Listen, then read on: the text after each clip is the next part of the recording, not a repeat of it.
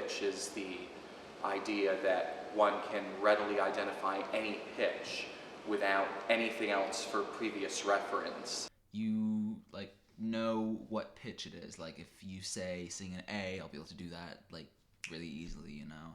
You can hear a note and you could give it its exact pitch, like A, B, C, or D. G. G natural. G. E flat. Or D sharp. E flat. E flat. F sharp. F sharp. It's a little quiet. Yeah. Thank you. F sharp. F major 7. Play that again.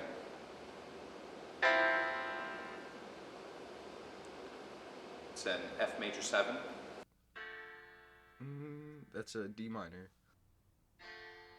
D minor. It's D F A. D minor. That's a really clashy sound. I don't know, I'm sorry. There's an A, and play it again. An A flat. A, E flat, and what else? Play it again. A, E flat, and F sharp. That's E, E flat, F sharp, A. So an E flat diminished.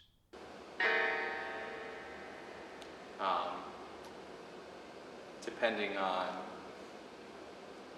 with the diminished chords, I'm going to call that E flat diminished.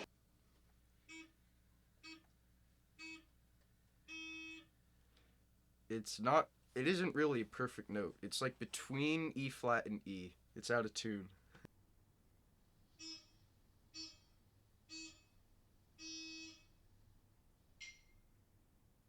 No, yeah, just that part. It seemed like kind of close to an E. But it wasn't really much of a pitch.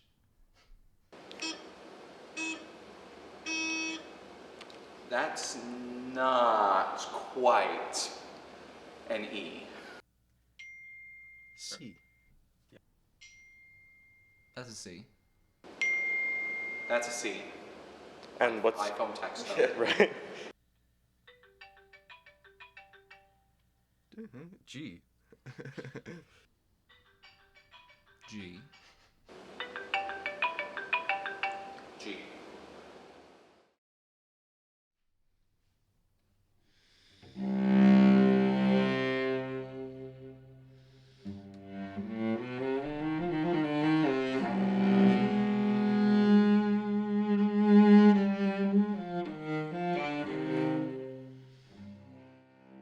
I play cello, piano, guitar, bass, a little bit of drums, and I sing.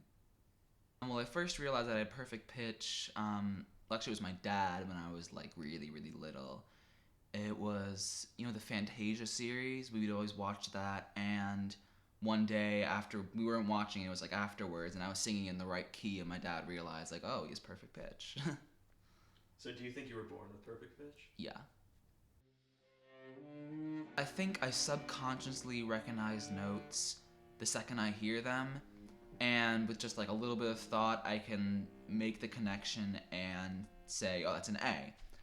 I think like somewhere in my mind, like it like clicks like as soon as I hear the note, and I recognize the pitch. But I mean, it's almost like you have an idea, like a thought, and then you just need to like figure out the right words to phrase it.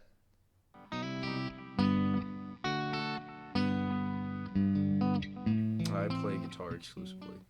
I guess in like 7th or 8th grade, and this is like before I even played guitar, because I would like chill with Adam Manson and Adam Wilson, who would be jamming on some, I don't know, like some old classic rock songs.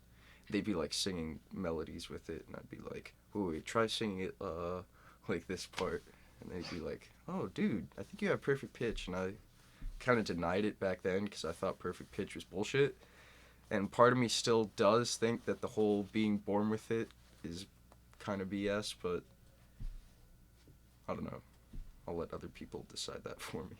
Usually it's just the perfect pitch thing is always there. Like if I walk into like a store or something and there's like a radio playing, I'll hear something and be like, oh, well, that's A, C sharp, and D. But I think I used to at first when I had perfect pitch kind of visualize the notes in my head, and especially like trying to visualize the fretboard of the guitar. I mean, it's the only instrument I play, so it's the only real kind of diagram of notes I can go by. And I still kind of do that, but now that I'm just so used to picking out notes, it kind of just comes naturally without having to visualize it.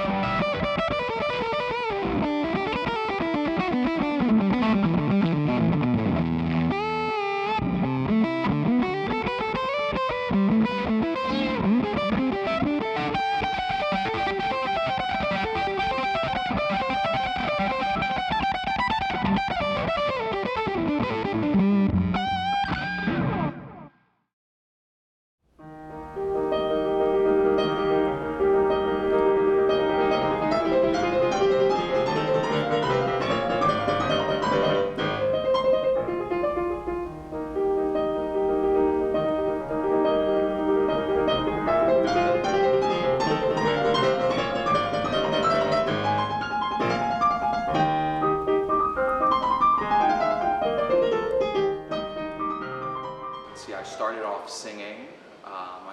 Then, from, God knows what age. I started piano when I was 6, trumpet in 4th grade, organ right before 6th grade.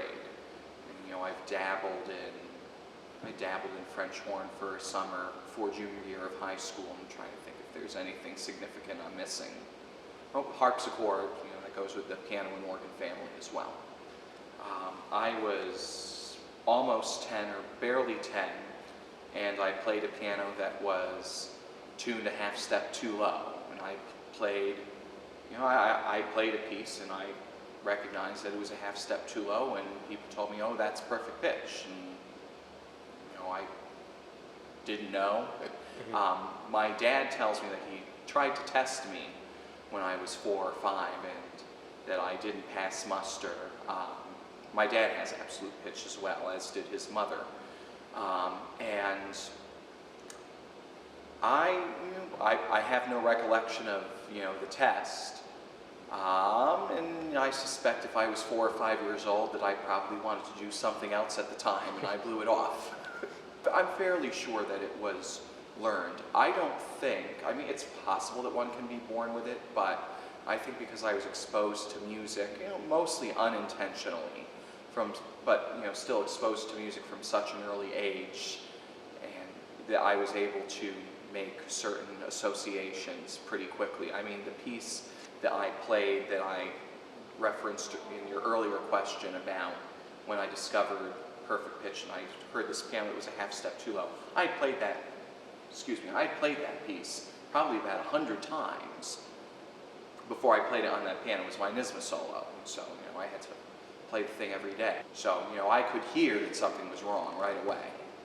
As far as visualizing notes goes, if I'm transposing something, I will try to visualize it on the page, as if it were, if I'm going from B to A, and I see the music in B, and I try to imagine what it would look like if it was written in A. Whereas, just outside, if that bell rang again, I wouldn't visualize a B. I would just know it's a B.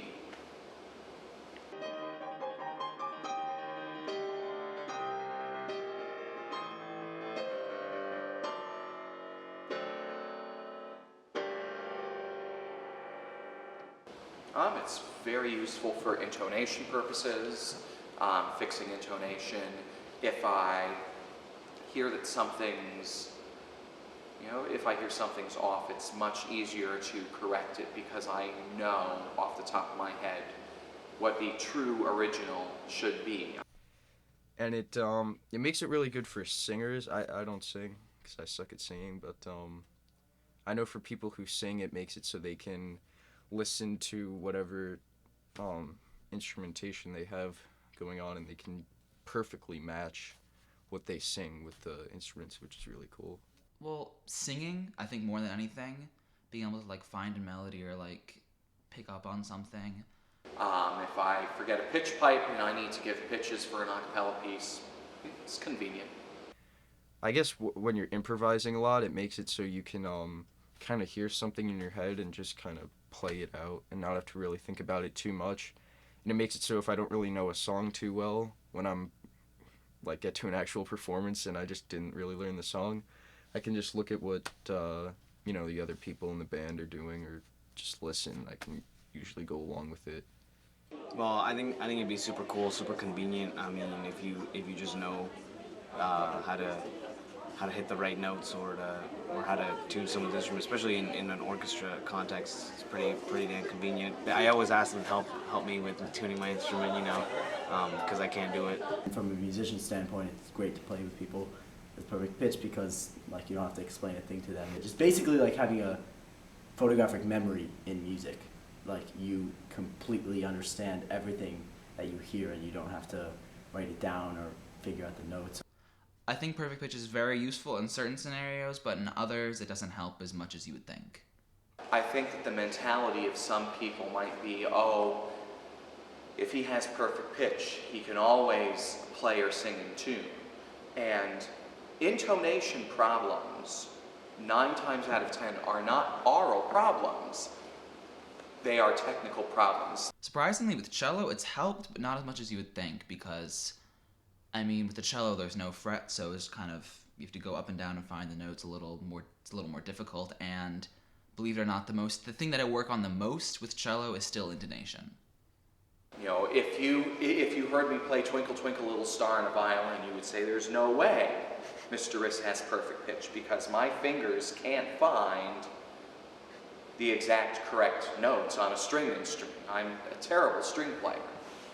I'm sure they're like some of the greatest musicians of all time never had perfect pitch, and someone like the lousiest did, so. I remember sometimes people getting kind of hyped up about it, just because I guess in our school there aren't too many people with perfect pitch besides Adam Wilson.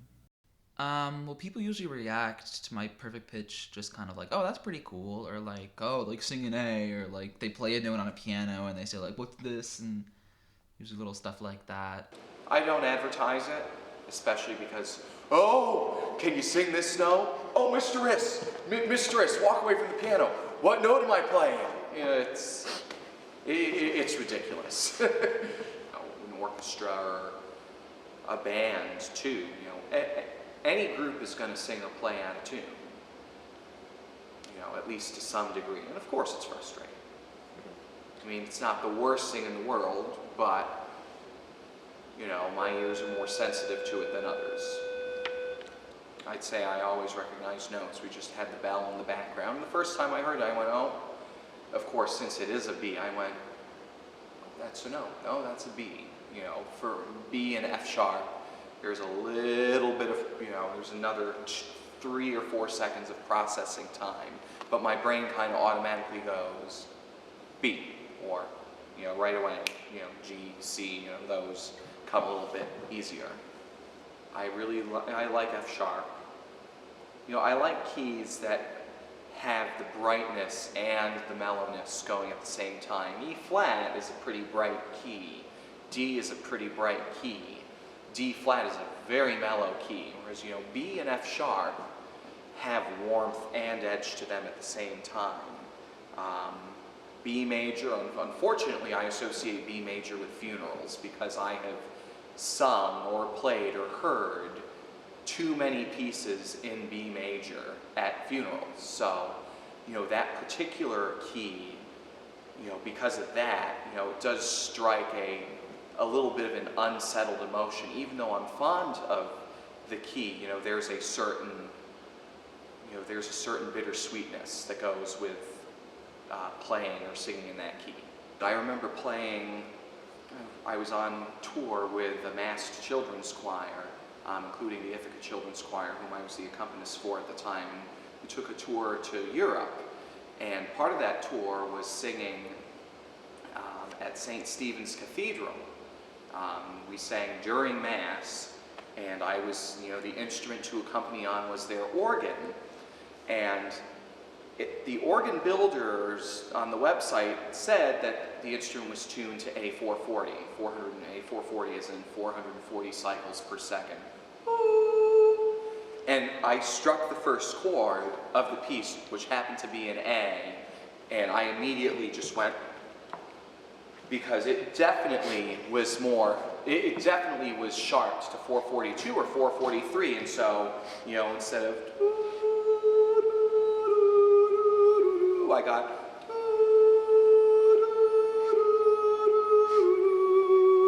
I hope that the listeners can hear that difference. It was enough that I had to kind of adjust as I went in my ear. Yes, there are the minor annoyances like the not quite in tune B that the middle school bell sounds, or the not quite in tune double ding B that the high school bell sounds at 8:15 in the other side of the building. But there are some other things as well. For example, it's very difficult to transpose. And I'm an okay transposer, but to change the key for someone, I'm reading in A and I'm playing in G, and that really messes with me. It was very hard to play the trumpet for that reason. I was playing a C and seeing a C and hearing a B flat because it's a B flat instrument. In the Baroque time, you can walk into a church and play one organ tuned to 465, and walk into another church where it's tuned to 415, and I can't imagine what it would have been like for people with absolute pitch back in that time. No, it's not frustrating to work with people who don't have perfect pitch because, not many people do, so, I will not work with people who don't have perfect pitch. No, it's just, but I don't think it really matters. I don't really mind it if people don't have perfect pitch. Well, most people don't, so, either I'm out of luck and I gotta put food on my table another way, or I just work with them. Right. I think it's easier to do it that way. You always have to accommodate people no matter what your line of work is.